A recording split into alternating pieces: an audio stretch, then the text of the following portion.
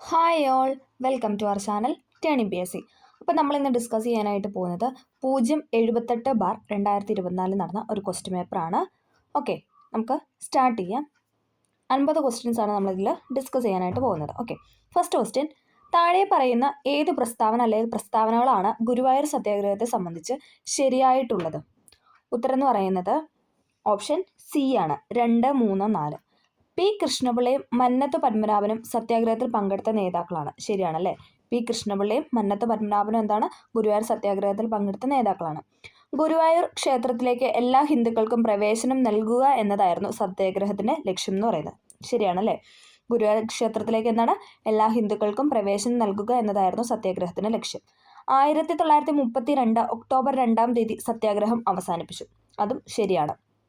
1932 October 2-ാം തീയതി സത്യാഗ്രഹം അവസാനിപ്പിച്ചു. ഈ 3 സ്റ്റേറ്റ്മെൻ്റാണ് ഇവിടെ ശരിയായിട്ട് കൊടുത്തിട്ടുള്ളത്. അടുത്ത ക്വസ്റ്റ്യൻ: സ്വാതന്ത്ര്യ സമര കാലഘട്ടത്തിലെ 4 പ്രധാന സംഭവങ്ങളും അവ നടന്ന വർഷങ്ങളും താഴെ നൽകുന്നു. ചേരുംപടി ചേർക്കാനാണ് പറഞ്ഞിരിക്കുന്നത്. ഉത്തരം എന്ന് പറയുന്നത് ഏതാണ്?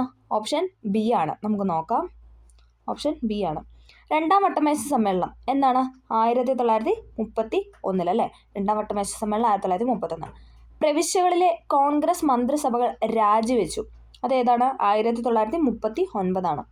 ഗാന്ധിജി നിസ്സഹകരണ പ്രസ്ഥാനം നിർത്തിവെച്ചു. 1922 ചൗരി ചൗര സംഭവത്തോടു കൂടി അല്ലേ? പിന്നെന്താണ്? ബർദോളി സത്യാഗ്രഹം 1928. അപ്പം 2-ാം വട്ടമേശ സമ്മേളനം അല്ലെ? വട്ടമേശ സമ്മേളനം നടന്ന 30, 31, 32 അല്ലേ? 1930, 31, 32 വർഷങ്ങളിലായിരുന്നു. പ്രവിശ്യകളിലെ കോൺഗ്രസ് മന്ത്രിസഭകൾ രാജിവെച്ചത് 1939. ഗാന്ധിജി നിസ്സഹകരണ പ്രസ്ഥാനം നിർത്തിവെച്ചു അല്ലെ? ചൗരി ചൗര സംഭവത്തോടു കൂടി 1922 നിസ്സഹകരണ പ്രസ്ഥാനം നിർത്തിവെച്ചത്. ബർദോളി സത്യാഗ്രഹം നടന്നത് 1928. അടുത്ത ക്വസ്റ്റ്യൻ: ചുവടെ തന്നിരിക്കുന്ന സംഭവങ്ങളെ ശരിയായ കാലഗണനാ അടിസ്ഥാനത്തിൽ ക്രമീകരിക്കാനാണ് പറഞ്ഞിരിക്കുന്നത്. ഉത്തരം എന്ന് പറയുന്നത് ഏതാണ്? ഓപ്ഷൻ ഡി ആണ്. അതായത് ചൈനയിലെ റിപ്പബ്ലിക്കൻ വിപ്ലവം 1-ാമത്, ദെൻ അത് കഴിഞ്ഞിട്ട് ലോങ് മാർച്ച് 2-ാമത്, പിന്നെന്താണ്? ജപ്പാനിലെ ചൈന ആക്രമണം 3-ാമത്, മഹത്തായ സാംസ്കാരിക വിപ്ലവം 4-ാമത്. ഓക്കെ, ചൈനയിലെ റിപ്പബ്ലിക്കൻ സംഭവം, അതിനുശേഷം ലോങ് മാർച്ച്, പിന്നെ ജപ്പാനിലെ ചൈന ആക്രമണം, പിന്നെ മഹത്തായ സാംസ്കാരിക വിപ്ലവം. അടുത്ത ക്വസ്റ്റ്യൻ: താഴെ കൊടുത്തിരിക്കുന്ന ഏത് പ്രസ്താവന അല്ലെ പ്രസ്താവനകളാണ് ശരിയായിട്ടുള്ളത്? അപ്പം ശരിയായതാണ് ഇവിടെ ചോദിച്ചിട്ടുള്ളത്. ഉത്തരം എന്ന് പറയുന്നത് ഓപ്ഷൻ ഡി ആണ്. 2, 4 ഇവിടെ ശരിയായിട്ട് കൊടുത്തിരിക്കുന്നത്. 1946 ബ്രിട്ടീഷ് ഗവൺമെൻറ് ഇന്ത്യയിലേക്ക് അയച്ച ക്യാബിനറ്റ് മിഷനിൽ 3 അംഗങ്ങൾ ഉണ്ടായിരുന്നു. ക്യാബിനറ്റ് മിഷനിൽ എന്താണ്? 3 അംഗങ്ങൾ ഉണ്ടായിരുന്നു. വർഷം ചോദിച്ചാൽ 1946. മൗണ്ട് ബാറ്റൻ പ്രഭുവാണ് ജൂൺ 3 പദ്ധതി തയ്യാറാക്കിയത് അല്ലേ? ജൂൺ 3 പദ്ധതി അല്ലെ? ഡിക്കി ബേർഡ് പദ്ധതി എന്നൊക്കെ പറയാറുണ്ട്. മൗണ്ട് ബാറ്റൻ പദ്ധതി എന്നും പറയാറുണ്ട് അല്ലേ? മൗണ്ട് ബാറ്റൻ പ്രഭുവാണ് ജൂൺ 3 പദ്ധതി തയ്യാറാക്കിയത്. ഇത് രണ്ടുമാണ് അവിടെ ശരിയായിട്ട് കൊടുത്തിരിക്കുന്നത്.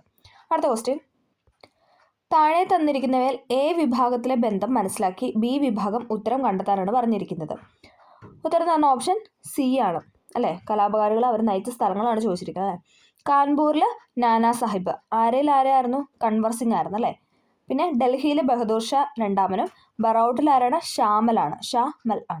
ഓക്കെ, അപ്പോൾ രണ്ടുമാണ് ഇവിടെ ശരിയായിട്ട് കൊടുത്തിരിക്കുന്നത്. അടുത്ത ക്വസ്റ്റ്യൻ: താഴെ കൊടുത്തിട്ടുള്ളതിൽ ഏത് പ്രസ്താവനയാണ് തെറ്റായിട്ടുള്ളത്? തെറ്റായിട്ടുള്ളതാണ് ഇവിടെ ചോദിച്ചിട്ടുള്ളത്. ഓപ്ഷൻ സി ആണ്. 1, 3 ഇവിടെ തെറ്റാണ്. അപ്പോൾ നമുക്ക് 2 മാത്രമാണ് ഇവിടെ ശരിയായിട്ട് കൊടുത്തിട്ടുള്ളൂ. നമുക്ക് നോക്കാം. ലോക വ്യാപാര സംഘടന 1995 ജനുവരി 1-ാം തീയതി പ്രവർത്തനം ആരംഭിച്ചു അല്ലേ? ലോക വ്യാപാര സംഘടന അഥവാ WTO അല്ലെ? വേൾഡ് ട്രേഡ് യൂണിയൻ 1995 ജനുവരി 1-ാം തീയതി പ്രവർത്തനം ആരംഭിച്ചു എന്ന് പറഞ്ഞ ഒരു സ്റ്റേറ്റ്മെൻറ്റ് മാത്രമാണ് ശരിയായിട്ട് കൊടുത്തിട്ടുള്ളത്.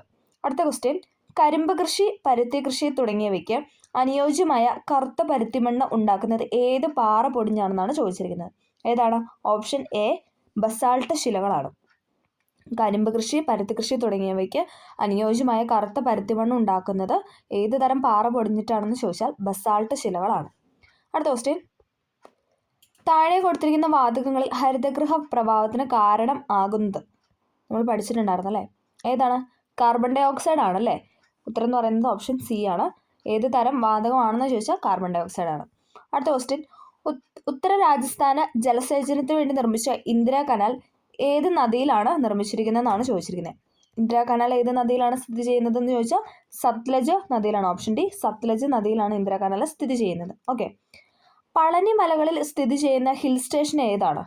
ഓപ്ഷൻ ബി കൊടൈക്കനാലാണ്. പളനി മലകളിൽ സ്ഥിതി ചെയ്യുന്ന ഹിൽ സ്റ്റേഷൻ എവിടെയാണെന്ന് ചോദിച്ചാൽ കൊടൈക്കനാലിലാണ്. അടുത്ത ക്വസ്റ്റ്യൻ, ഇന്ത്യയിലെ ഏറ്റവും ചെറിയ യൂണിയൻ ടെറിട്ടറി ഏതാണ്? ഇന്ത്യയിലെ ഏറ്റവും ചെറിയ യൂണിയൻ ടെറിട്ടറി ചോദിച്ചാൽ ഓപ്ഷൻ സി ലക്ഷദ്വീപാണ്. ഇന്ത്യയിലെ ഏറ്റവും ചെറിയ യൂണിയൻ ടെറിട്ടറി ലക്ഷദ്വീപ്. 2023 ഏഷ്യൻ ഗെയിംസിൽ ഇന്ത്യക്ക് ലഭിച്ച മെഡലുകളുടെ എണ്ണം. 2023 ഏഷ്യൻ ഗെയിംസിൽ ഇന്ത്യക്ക് ലഭിച്ച മെഡലുകളുടെ എണ്ണം എന്ന് പറയുന്നത് 107 ഓപ്ഷൻ എ 107 മെഡലുകളാണ് 2023 ഏഷ്യൻ ഗെയിംസിൽ ഇന്ത്യക്ക് ലഭിച്ചത്. അടുത്ത ക്വസ്റ്റ്യൻ, ഇന്ത്യയിൽ നടപ്പിലാക്കിയ പുത്തൻ സാമ്പത്തിക പരിഷ്കാരങ്ങളുമായി ബന്ധപ്പെട്ട് ചുവടെ ചേർത്തിരിക്കുന്ന പ്രസ്താവനയിൽ ശരിയായത് തിരഞ്ഞെടുക്കുക.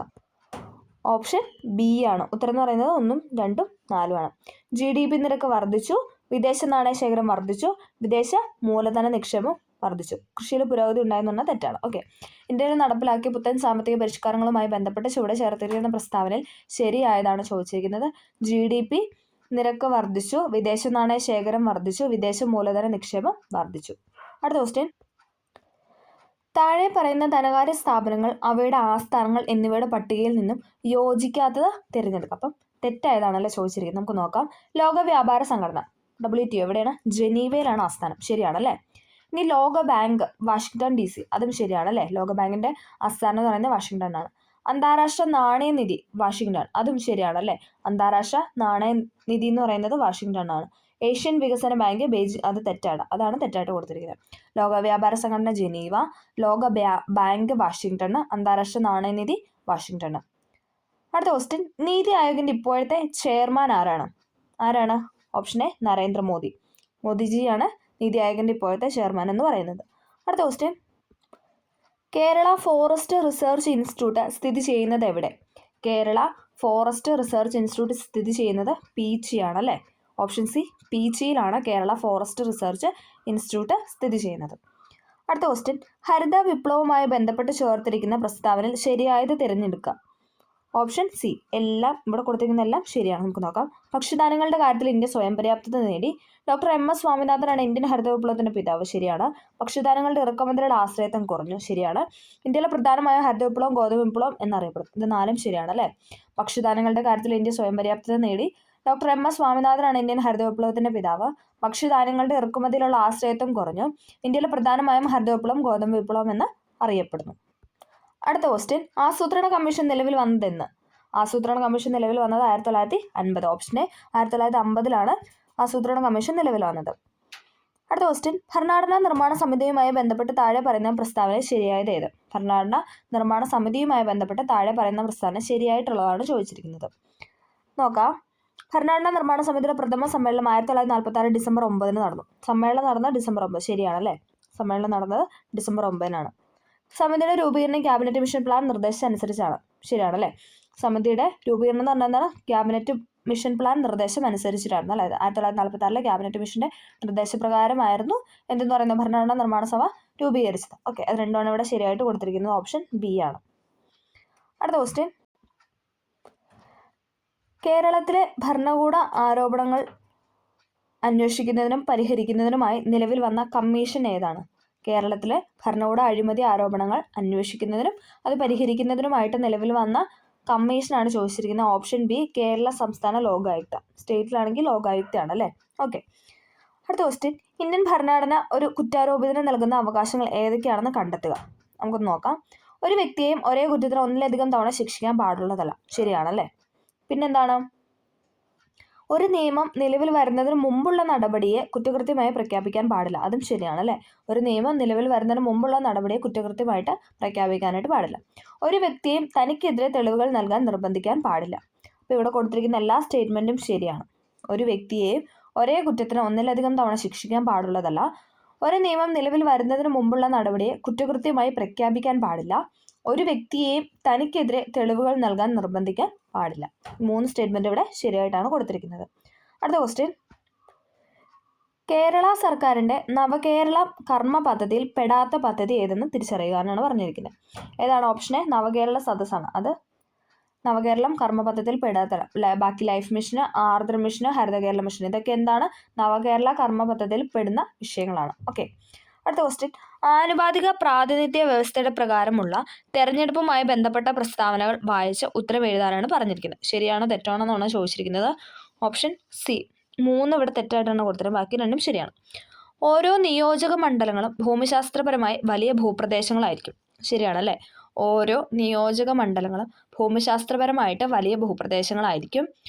ഓരോ നിയോജക മണ്ഡലത്തിൽ നിന്നും ഒന്നിലധികം പ്രതിനിധികളെ തിരഞ്ഞെടുക്കുന്നു.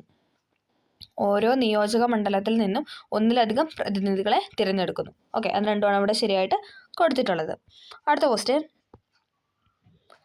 ഇന്ത്യയുടെ റിപ്പബ്ലിക് ദിന പരേഡ് നടക്കുന്ന രാഷ്ട്രപതി ഭവൻ മുതൽ ഇന്ത്യ ഗേറ്റ് വരെയുള്ള പാതയ്ക്ക് അടുത്തിടെ നൽകിയ പുതിയ പേരെന്താണെന്നാണ് ചോദിച്ചിരിക്കുന്നത്. എന്താണ്? ഓപ്ഷൻ സി കർത്തവ്യപത്താണ്. ഇന്ത്യയുടെ റിപ്പബ്ലിക് ദിന പരേഡ് നടക്കുന്ന രാഷ്ട്രപതി ഭവൻ മുതൽ ഇന്ത്യ ഗേറ്റ് വരെയുള്ള പാതയ്ക്ക് അടുത്തിടെ നൽകിയ പുതിയ പേരാണ് കർത്തവ്യപത്ത്. ഇന്ത്യൻ പ്രധാനമന്ത്രിയുടെ അധികാരങ്ങളുമായി ബന്ധപ്പെട്ട് താഴെ പറയുന്ന പ്രസ്താവന വായിച്ച് ഉത്തരം എഴുതാനാണ് പറയുന്നത്. ഉത്തരം എന്ന് പറയുന്ന ഓപ്ഷൻ ബി ആണ്. ഇവിടെ 3 തെറ്റായിട്ടാണ് കൊടുത്തിരിക്കുന്നത്. ഓക്കെ, മന്ത്രിസഭയുടെ വലിപ്പവും മന്ത്രിമാരുടെ വകുപ്പുകളും വിജയിക്കുന്നത് പ്രധാനമന്ത്രിയാണ്. ഓക്കെ, ആ സ്റ്റേറ്റ്മെന്റ് ശരിയായിട്ടാണ് ഇവിടെ കൊടുത്തിരിക്കുന്നത്. പ്രധാനമന്ത്രിയുടെ രാജിയോ മരണമോ സംഭവിച്ചാൽ മന്ത്രിസഭ പിരിച്ചുവിട്ടതായി കണക്കാക്കുന്നു. അത് രണ്ടും ശരിയാണ്. അടുത്ത ക്വസ്റ്റ്യൻ. കേരളത്തിലെ ഭിന്നശേഷിക്കാരായ വ്യക്തികൾക്ക് നൽകുന്ന ആരോഗ്യ ഇൻഷുറൻസ് പദ്ധതിയുടെ പേരെന്താണെന്നാണ് ചോദിച്ചിരിക്കുന്നത്. ഏതാണ്? ഓപ്ഷൻ ഡി നിരാമയ പദ്ധതിയാണ്. കേരളത്തിലെ ഭിന്നശേഷിക്കാരായ വ്യക്തികൾക്ക് നൽകുന്ന ആരോഗ്യ ഇൻഷുറൻസ് പദ്ധതിയുടെ പേരാണ് നിരാമയ. അടുത്ത ക്വസ്റ്റ്യൻ. തന്നിട്ടുള്ള പ്രസ്താവനകൾ കൺട്രോൾ ആൻഡ് ഓഡിറ്റർ ജനറലുമായി ബന്ധപ്പെട്ട തെറ്റായ പ്രസ്താവന തിരഞ്ഞെടുക്കുക. തെറ്റായതാണ് ഇവിടെ ചോദിച്ചിട്ടുള്ളത്. ഓപ്ഷൻ എ 3 ആണ് ഇവിടെ തെറ്റായിട്ട് കൊടുത്തിട്ടുള്ളത്. കേന്ദ്ര സംസ്ഥാന ഗവൺമെൻറ്റുകളുടെ വരവ് ചെലവ് കണക്കുകൾ പരിശോധിച്ച് ഓഡിറ്റ് റിപ്പോർട്ട് സമർപ്പിക്കുന്നു. എന്താണ്? കേന്ദ്രത്തിൻ്റെയും പിന്നെ എന്താണ് സംസ്ഥാന ഗവൺമെൻറ്റുകൾ, കേന്ദ്ര ഗവൺമെൻറ് സംസ്ഥാന ഗവൺമെൻറ് വരവ് ചെലവ് കണക്കുകൾ പരിശോധിച്ച് ഓഡിറ്റ് റിപ്പോർട്ട് സമർപ്പിക്കുന്നു. സംസ്ഥാന ഗവൺമെൻറ്റുകളുടെ ഓഡിറ്റ് റിപ്പോർട്ട് സമർപ്പിക്കുന്ന അതാത് സംസ്ഥാന ഗവർണർമാർക്കാണ്. സംസ്ഥാന ഗവൺമെൻറ്റുകളുടെ ഓഡിറ്റ് റിപ്പോർട്ട് സമർപ്പിക്കുന്ന എന്താണ്? അതാത് സ്റ്റേറ്റ് ഗവൺമെൻറ്റുമാർക്കാണ്. അത് രണ്ടുമാണ് അവിടെ ശരിയായിട്ട് കൊടുത്തിട്ടുള്ളത്. അടുത്ത ക്വസ്റ്റ്യൻ. സൂര്യൻ്റെ ഉപരിതലത്തെക്കുറിച്ച് പഠിക്കുന്നതിന് ഇന്ത്യ തദ്ദേശീയമായി വികസിപ്പിച്ച 2013 സെപ്റ്റംബറിൽ വിജയകരമായി വിക്ഷേപിച്ച ബഹിരാകാശ പേടകം ഏതാണെന്നാണ് ചോദിക്കുന്നത്. ഏതാണ്? ഓപ്ഷൻ ബി ആദിത്യ L1 ആണ്. അവിടെ ചെറിയൊരു തിരുത്തുണ്ട്, 2023 ആണ്, 13 ആണ് നമ്മുടെ ക്വസ്റ്റ്യനിൽ കൊടുത്തിരിക്കുന്നത്. ഓക്കെ, അടുത്തത്. 73ാം ഭരണഘടനാ ഭേദഗതിയിലൂടെ ഇന്ത്യയിലെ പഞ്ചായത്ത് രാജ് സ്ഥാപനങ്ങളിൽ ഉണ്ടായ മാറ്റങ്ങൾ തിരിച്ചറിയാനാണ് പറഞ്ഞിരിക്കുന്നത്. ഏതാണ്? നമുക്ക് നോക്കാം. ത്രിതല പഞ്ചായത്തുകൾ നിലവിൽ വന്നു. ശരിയാണല്ലേ? ത്രിതല പഞ്ചായത്ത് നിലവിൽ വന്നു. 3-1 കുറയാത്ത സീറ്റുകൾ സ്ത്രീകൾക്കായി സംവരണം ചെയ്തു. ശരിയാണല്ലേ? 3-1 കുറയാത്ത സീറ്റുകൾ എന്താണ്? സ്ത്രീകൾക്കായിട്ട് സംവരണം ചെയ്തു. 29 വിഷയങ്ങൾ ഉൾപ്പെടുത്തി 11ാം പട്ടിക ഭരണഘടനയുടെ ഭാഗമായി. ശരിയാണല്ലേ? 29 വിഷയങ്ങൾ ഉൾപ്പെടുത്തി 11ാം പട്ടിക ഭരണഘടനയുടെ ഭാഗമായി എന്നാണ് പറയുന്നത്. 73ാം ഭരണഘടനാ ഭേദഗതിയുമായി ബന്ധപ്പെട്ട പഞ്ചായത്ത് രാജ് സ്ഥാപനങ്ങളിലുണ്ടായ മാറ്റങ്ങളാണ് പറഞ്ഞത്. എന്തൊക്കെയാണ്? ത്രിതല പഞ്ചായത്തുകൾ നിലവിൽ വന്നു. 3-1 കുറയാത്ത സീറ്റുകൾ സ്ത്രീകൾക്കായിട്ട് സംവരണം ചെയ്തു. 29 വിഷയങ്ങൾ ഉൾപ്പെടുത്തി 11ാം പട്ടിക ഭരണഘടനയുടെ ഭാഗമായി. താഴെ തന്നിട്ടുള്ള വകുപ്പുകളിൽ കൺകറന്റ് ലിസ്റ്റിൽ ഉൾപ്പെടാത്ത വിഷയം ഏതെന്നാണ് ചോദിച്ചിരിക്കുന്നത്. ഏതാണ്? നമുക്ക് നോക്കാം. വനം, തൊഴിലാളി സംഘടനകൾ, വിദ്യാഭ്യാസം, ഇതൊക്കെ എന്താണ്? കൺകറന്റ് ലിസ്റ്റിൽ പെടുന്നതാണ്. തദ്ദേശ സ്വയംഭരണ സ്ഥാപനങ്ങൾ കൺകറന്റ് ലിസ്റ്റിലല്ല പെടുന്നത്. ഓക്കെ, അതാണ് ഇവിടെ തെറ്റായിട്ട് കൊടുത്തിട്ടുള്ളത്. അടുത്തത്. ഇന്ത്യ ഗവൺമെൻറ്റിൻ്റെ മുഖ്യ നിയമ ഉപദേശകൻ ആരാണ്? ഓപ്ഷൻ ഡി അറ്റോർണി ജനറലാണ്. ഇന്ത്യ ഗവൺമെൻറ്റിൻ്റെ മുഖ്യ നിയമോപദേശകൻ ആരാണെന്ന് ചോദിച്ചാൽ അറ്റോർണി ജനറലാണ്, AG അല്ലേ. മനുഷ്യ ജീനോം പദ്ധതിയിലൂടെ കണ്ടെത്തിയ ഏറ്റവും വലിയ ജീൻ ഏതെന്നാണ് പറയുന്നത്. മനുഷ്യ ജീനോം പദ്ധതിയിലൂടെ കണ്ടെത്തിയ ഏറ്റവും വലിയ ജീനാണ് ഓപ്ഷൻ ഡി ഡിസ്ട്രോഫിൻ എന്ന് പറയുന്നത്. Option D dystrophin. അടുത്ത ക്വസ്റ്റ്യൻ. ഏത് വിറ്റാമിൻ്റെ അഭാവമാണ് പിള്ളവാതത്തിന് കാരണമാകുന്നത്? ഏത് വിറ്റാമിൻ്റെ അഭാവമാണ് പിള്ളവാതത്തിന് കാരണമാകുന്നത് വെച്ചാൽ ഓപ്ഷൻ സി വിറ്റാമിൻ ഡി ആണ്. ഓപ്ഷൻ സി വിറ്റാമിൻ ഡി ആണ്. റിക്കറ്റ്സ് കാണാമെന്നൊക്കെ നമ്മൾ പറയും അല്ലേ. ഏത് വിറ്റാമിൻ്റെ അഭാവമാണ് പിള്ളവാതത്തിന് കാരണമാകുന്നത് വെച്ചാൽ വിറ്റാമിൻ ഡി ആണ്. വൈഡൽ പരിശോധന ഏത് രോഗകാരിയെ തിരിച്ചറിയാൻ ഉപയോഗിക്കുന്നതെന്ന് ചോദിച്ചാൽ ഏതാണ്? Option B സാൽമണല typhi. ടൈഫോയിഡ് തിരിച്ചറിയാൻ വേണ്ടിയിട്ടാണ് അല്ലേ. അതിൻ്റെ ടെസ്റ്റാണ് എന്ന് പറഞ്ഞാൽ സാൽമണല ടൈഫി. ഈ രോഗകാരി എന്ന് പറഞ്ഞാൽ സാൽമണല ടൈഫി, രോഗം എന്ന് പറഞ്ഞാൽ ടൈഫോയിഡ്. ഓക്കെ, ആഗോള താപനത്തിന് കാരണമാകുന്ന ഹരിതഗൃഹ വാതകങ്ങൾക്ക് ഉദാഹരണം ഏതെല്ലാം എന്നാണ് അടുത്ത ക്വസ്റ്റ്യൻ. ഏതാണ്? ഓപ്ഷൻ സി ആണ്. CO2, CFCS, N2O, CH4. Okay, ഇതെല്ലാം എന്താണ്? ആഗോള താപനത്തിന് കാരണമാകുന്ന ഹരിതഗൃഹ വാതകങ്ങളാണ്. അടുത്ത ക്വസ്റ്റ്യൻ. പരമ്പരാഗത നെല്ലിനങ്ങളെ സംരക്ഷിച്ചതിലൂടെ പത്മശ്രീ പുരസ്കാരത്തിന് അർഹനായ കേരള കർഷകൻ ആരാണ്? ഓപ്ഷൻ ഡി സത്യനാരായണ ബളേരിയാണ്. പരമ്പരാഗത നെല്ലിനങ്ങളെ സംരക്ഷിച്ചതിലൂടെ പത്മശ്രീ പുരസ്കാരത്തിന് അർഹനായ കേരള കർഷകനാണ് സത്യനാരായണ ബലേരി എന്ന് പറയുന്നത്. അടുത്ത ക്വസ്റ്റ്യൻ. ശബ്ദത്തിന് പരമാവധി വേഗത ലഭിക്കുന്നത് താഴെ പറയുന്ന ഏത് മാധ്യമത്തിലാണെന്നാണ് ചോദിക്കുന്നത്. ഏതാണ്? Option C aluminium. അലൂമിനിയത്തിലാണ് ഇതിൽ തന്നിരിക്കുന്നത് വായു, സമുദ്രജലം, അലൂമിനിയം, ഹീലിയം 4 ഓപ്ഷനാണ് തന്നിരിക്കുന്നത്. അതിൽ ചോദിച്ചു കഴിഞ്ഞാൽ അലൂമിനിയാണ്, കാരണം അത് സോളിഡ് ഫോം ആണ്. അതുകൊണ്ട് ഓക്കെ. ലാസിക് സർജറിക്ക് വേണ്ടി ഉപയോഗിക്കുന്ന വൈദ്യുത കാന്തിക തരംഗം ഏതാണ്? ലാസിക് സർജറിക്ക് ഉപയോഗിക്കുന്ന വൈദ്യുത കാന്തിക തരംഗമാണ് അൾട്രാവയലറ്റ് UV റേസ് കേട്ടോ. ലാസിക് സർജറിക്ക് വേണ്ടി ഉപയോഗിക്കുന്ന വൈദ്യുത കാന്തിക തരംഗമാണ് അൾട്രാവയലറ്റ്. ഭൂഗുരുത്വം മൂലമുള്ള ത്വരണത്തിന്റെ വില ഏറ്റവും കൂടുതൽ ലഭിക്കുന്നത് എവിടെയാണ്? ഭൂഗുരുത്വം മൂലമുള്ള ത്വരണത്തിന്റെ വില ഏറ്റവും കൂടുതൽ ലഭിക്കുന്നത് എവിടെയെന്ന് വെച്ചാൽ ധ്രുവങ്ങളിലാണ്. ഓക്കെ, ഓപ്ഷൻ ബി ധ്രുവം. ഭൂഗുരുത്വം മൂലമുള്ള ത്വരണത്തിന്റെ വില ഏറ്റവും കൂടുതൽ ലഭിക്കുന്നത് ധ്രുവങ്ങളിലാണ്. അടുത്ത ക്വസ്റ്റ്യൻ, ISROയുടെ അഭിമാന പദ്ധതിയായ ചന്ദ്രയാൻ 3ന്റെ സോഫ്റ്റ് ലാൻഡിംഗ് നടന്നത് എന്നാണെന്നാണ് ചോദിക്കുന്നത്. എന്നാണ്? Option D 2023 August 23. 2023 ഓഗസ്റ്റ് 23. ISROയുടെ അഭിമാന പദ്ധതിയായ ചന്ദ്രയാൻ 3ന്റെ സോഫ്റ്റ് ലാൻഡിംഗ് നടന്നത് 2023 ഓഗസ്റ്റ് 23. ഒരേ മാസ് നമ്പറും വ്യത്യസ്ത അറ്റോമിക നമ്പറുമുള്ള മൂലകങ്ങളെ പറയുന്ന പേരെന്താണ്?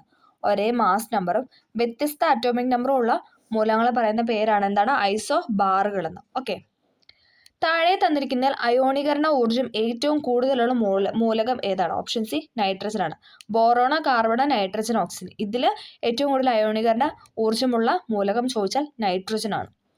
ലൂയിസ് ക്ഷാരത്തിന് ഒരു ഉദാഹരണമാണ് ഡാഷ്. ഏതാണ്? ഓപ്ഷൻ എ NH3 ആണ്. ലൂയിസ് ക്ഷാരത്തിന് ഒരു ഉദാഹരണമാണ് NH3. അടുത്ത ക്വസ്റ്റ്യൻ, ടൈറ്റാനിയം ഡൈ ഓക്സൈഡ് നിർമ്മിക്കുന്നതിന് ഉപയോഗിക്കുന്ന ധാതു ഏതാണ്? ടൈറ്റാനിയം ഡൈ ഓക്സൈഡ് നിർമ്മിക്കുന്നതിന് ഉപയോഗിക്കുന്ന ധാതുവാണ് ഇൽമനേറ്റ് എന്ന് പറയുന്നത്. Option D ilmenite. Titanium dioxide നിർമ്മിക്കുന്നതിന് ഉപയോഗിക്കുന്ന ധാതുവാണ് ഇൽമനേറ്റ്. ഭൈരവി കോലം ഏത് കലാരൂപവുമായി ബന്ധപ്പെട്ടിരിക്കുന്നു? ഏതാണ്? Option D പടയണിയാണ്. ഭൈരവി കോലം ഏത് കലാരൂപവുമായി ബന്ധപ്പെട്ടതാണെന്ന് ചോദിച്ചാൽ പടയണിയുമായി ബന്ധപ്പെട്ടതാണ്. കിളിക്കാലം ആരുടെ ആത്മകഥയാണ്? കിളിക്കാലം ആരുടെ ആത്മകഥയാണെന്ന് ചോദിച്ചാൽ പി വത്സലയുടെയാണ്. പി വത്സലയുടെ ആത്മകഥയാണ് കിളിക്കാലം. വാട്ടർ പോളോ മത്സരത്തിൽ പങ്കെടുക്കുന്ന ഓരോ ടീമിലെയും ഗോൾ കീപ്പർ അടക്കമുള്ള കളിക്കാരുടെ എണ്ണം എത്രയാണെന്നാണ് ചോദിച്ചിരുന്നത്. ഓപ്ഷൻ ബി 7 ആണ്. വാട്ടർ പോളോ മത്സരത്തിൽ പങ്കെടുക്കുന്ന ഓരോ ടീമിലെയും ഗോൾ കീപ്പർ അടക്കമുള്ള കളിക്കാരുടെ എണ്ണം എന്ന് പറയുന്നത് 7 ആണ്. ആയുർവേദ വൈദ്യ സമ്പ്രദായത്തെക്കുറിച്ചുള്ള ഗ്രന്ഥമായ ശരത് ചന്ദ്രിക രചിച്ചത് ആരാണ്? ഓപ്ഷൻ എ പരവൂർ കേശവൻ ആശാനാണ്. Option A Paravur Keshavan Asan. ആയുർവേദ വൈദ്യ സമ്പ്രദായത്തെക്കുറിച്ചുള്ള ഗ്രന്ഥമായ ശരത് ചന്ദ്രിക രചിച്ചത് പരവൂർ കേശവൻ ആശാനാണ്. ഓക്കെ. അടുത്ത ക്വസ്റ്റ്യൻ, കേരള സാഹിത്യ അക്കാദമി പുരസ്കാരം 2022 നേടിയ സമ്പർക്ക ക്രാന്തി എന്ന നോവൽ എഴുതിയത് ആരാണ്? സമ്പർക്ക ക്രാന്തി എന്ന നോവൽ എഴുതിയത് ആരാണ്? ഓപ്ഷൻ സി വി ഷിനിലാൽ ആണ്. കേരള സാഹിത്യ അക്കാദമി പുരസ്കാരം 2022 നേടിയ നോവലാണ് ഏതെന്ന് പറഞ്ഞത് സമ്പർക്ക ക്രാന്തി.